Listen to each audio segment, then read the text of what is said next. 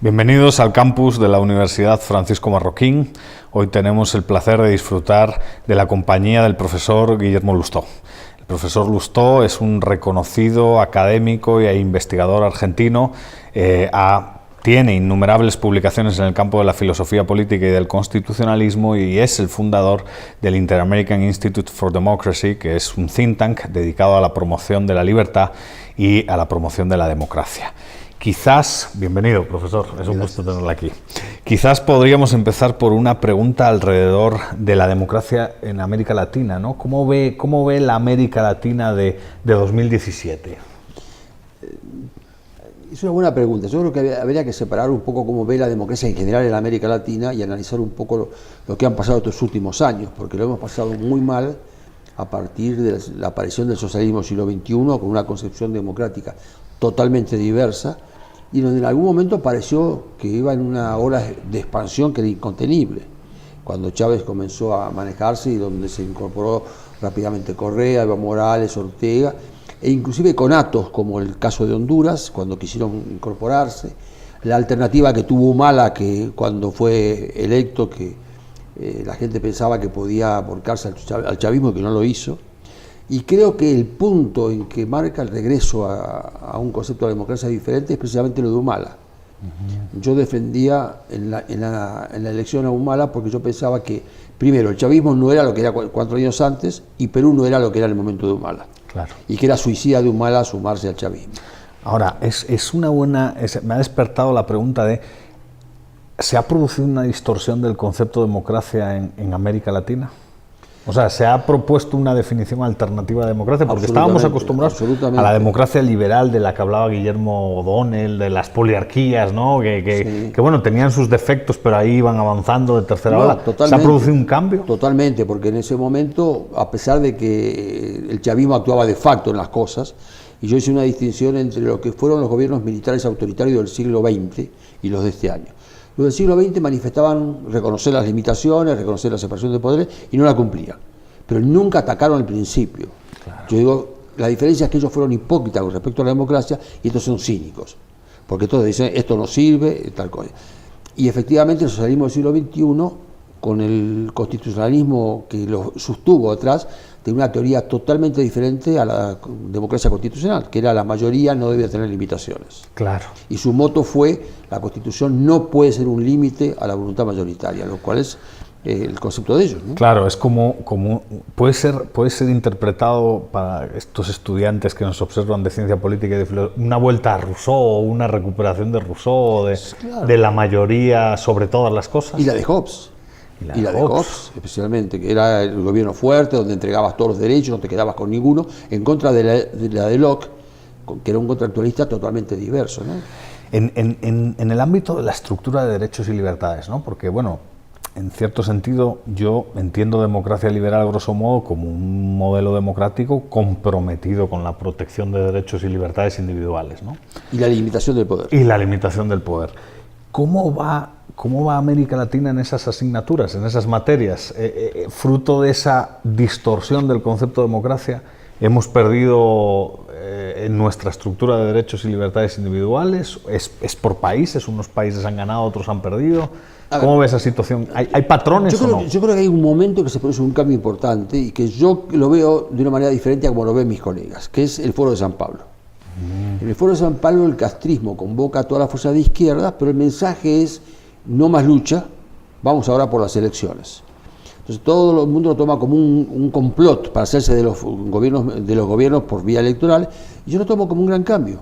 Dejan la lucha armada y entonces vamos por elecciones. Y entonces ahí se produce que algunos países de la izquierda han ido a elecciones y se han comportado como países razonables, respetando las instituciones, dejando el gobierno cuando pierden. Te hablo del caso de Chile, el caso de Uruguay, el caso de Brasil y otros casos, ¿no? Que han dejado el poder inclusive con mucho apoyo popular, pero lo han dejado.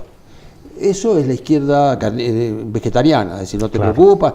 Y en cambio otros casos, como precisamente lo del socialismo del siglo XXI, fue una izquierda que quiso quedarse con todo. Una tensión evidentemente autoritaria, ¿no? Pero yo creo que es positivo el foro porque ha sacado la lucha armada y la ha llevado a las elecciones. Claro. Y la excepción de que Venezuela, Ecuador, Bolivia no alcanza a inhabilitar el resto de América Latina. Claro. O sea, en realidad la conclusión podría ser que se ha mejorado en términos generales, porque se ha incluido, se ha hecho un esfuerzo inclusivo de los otros, digamos, para participar de las instituciones. En la década del 70 había 3 países con gobiernos elegidos, 3. Costa Rica, Venezuela y no me acuerdo cuál más, y Colombia. Hoy, excepto el caso de Cuba, todos son electos. Saco quizá el de Venezuela, que tiene problemas, pero eran todos electos, con lo cual una cosa distinta. Y dentro de los electos, algunos violaban la Constitución y otros la respetaban. Claro. Pero creo que ha sido un gran avance. Claro, sí. La verdad es que sí estoy de acuerdo con esa. A ver, si esos eran tan bochincheros que te parecía que toda América Latina era el chavismo, el socialismo del siglo XXI. Y de facto no era así. Y cuando vos mirabas la cantidad de países, la cantidad de población y la cantidad de superficie, la gran mayoría era democrática. Claro. El problema de los sistemas, profesor, en su opinión, porque hay un debate, ¿no? ¿El problema es de diseño institucional o el problema es de fortaleza institucional? Que al final son cosas completamente distintas, ¿no? Desde su punto de vista, en América Latina los problemas son de diseño, o sea, las constituciones generan malos incentivos, o es de fortaleza, que es un tema que en Guatemala... No puede separarse. No puede separarse. Para mí el tema es cultural. El tema es cultural. Cuando vos diseñás de acuerdo con una cultura y esa cultura es democrática, la ejecución o la fortaleza se puede caminar y mejorar cuando corresponda. Cuando vos no tenés una cultura democrática, tenés una cultura jerárquica, una cultura que vive del Estado, es muy difícil hacer eso. Claro.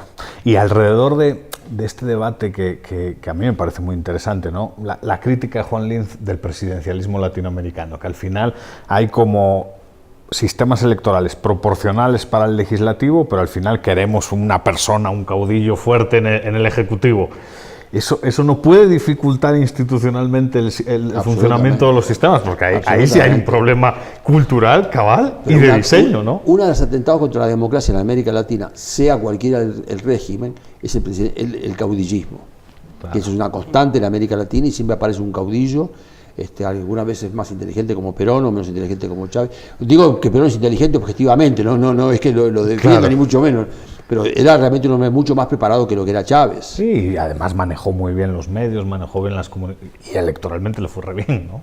Sí, pero ahí creo que es más culpa de la oposición que de él. Ah, sí, ¿no? En ese caso sí, ¿no? Es que yo creo que lo que no debe hacer el chavismo cuando termine es perseguir a los chavistas, sí perseguir a los que cometieron delitos o a los funcionarios. El gran error del gobierno que derrocó a Perón fue haberlo perseguido, haberlo llevado al ostracismo y haber quedado la mística peronista. Claro. A día de hoy, el caso más dramático en cuanto a calidad democrática es sin duda Venezuela, ¿no? Si sacas a Cuba, ¿no? Sí, sacamos a Cuba, que ya es autoritario. Claro, pero yo hago la diferencia. Yo creo que el gobierno de Venezuela es autoritario. El de Cuba es tiránico, porque claro, en realidad se mete en la vida privada, cosa que todavía en Venezuela no te pasa. Y a día de hoy, por ejemplo, la situación en Venezuela es dramática. ¿Le ve una salida institucional o la verdad se encuentra en un callejón sin salida al país con la situación actual? Yo creo que una de las ventajas que tiene el constitucionalismo es que te da una pauta y una salida y un árbitro. Los poderes están enfrentados, pero siempre hay un árbitro, cualquiera sea. Se dio en el caso de Brasil ahora, con el conflicto, se ha dado un par de casos, y en cambio yo creo que en Venezuela se ha perdido. Son dos poderes enfrentados a uno, ninguno reconoce a nadie, y no hay salida institucional. Claro, es complicado. Bueno, pues con estos retos y estos dilemas dejamos la conversación en esta cápsula. Profesor, un gusto tenerlo aquí como siempre. Muchas gracias. A ustedes, hasta la próxima.